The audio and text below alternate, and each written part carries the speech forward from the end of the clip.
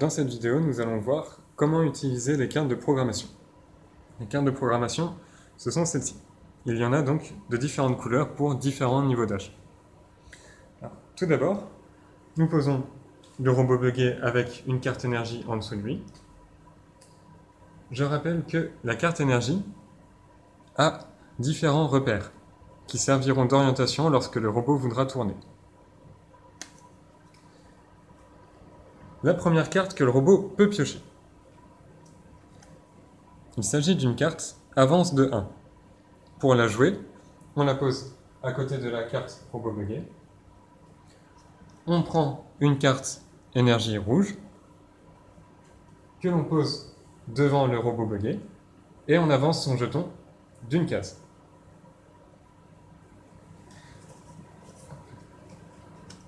Si jamais on pioche une carte avance de 2, nous faisons la même chose, mais avec 2 cartes, pour que le robot avance de 2 cases. 1, 2. Il y a également d'autres cartes qui permettent au robot de tourner. Ce sont ces cartes-ci. Ces cartes disent au robot de tourner de 90 degrés, soit vers la droite, soit vers la gauche.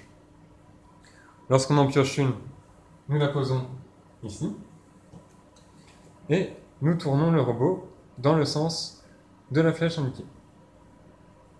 Pour le tourner, je rappelle qu'on utilise les repères qu'il y a sur la carte.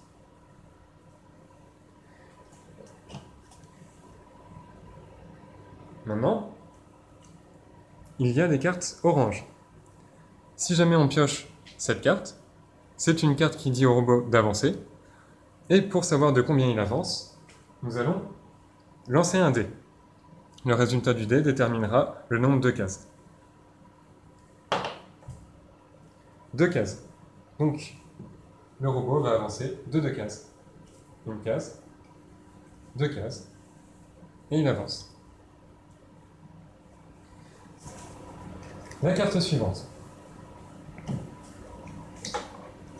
Il s'agit des cartes pour tourner, mais cette fois tourner de 45 degrés. Donc, encore une fois, soit vers la droite, soit vers la gauche. Si on pioche une de ces cartes, nous la posons à côté, et on fait tourner le robot d'un seul petit trait. Grâce au repère, on peut voir que le robot a tourné seulement de 45 degrés. Si par la suite le robot avançait, donc si jamais une carte avance de 1 était piochée, on la pose, on pioche une autre carte énergie et nous la positionnons comme ceci.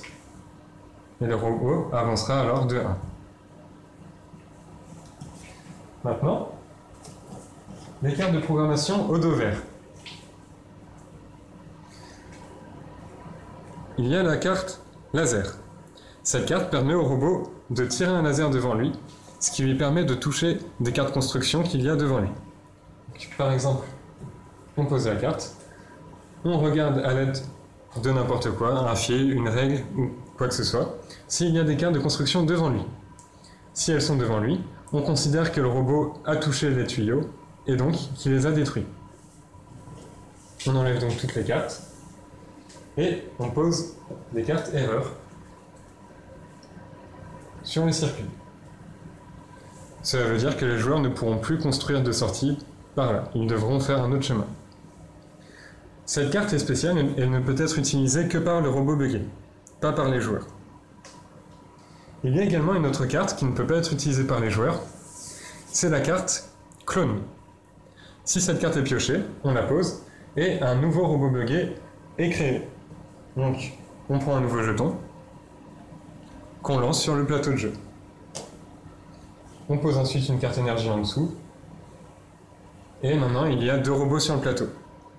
Et pour savoir comment ils se déplacent, on pioche des cartes de programmation et les 2 robots avancent. La dernière carte peut être utilisée à la fois par le robot buggé et par les joueurs. Il s'agit de la boucle. Cette carte est un peu spéciale. Lorsqu'elle est piochée, nous la posons et le joueur doit tirer à nouveau 2 cartes de programmation.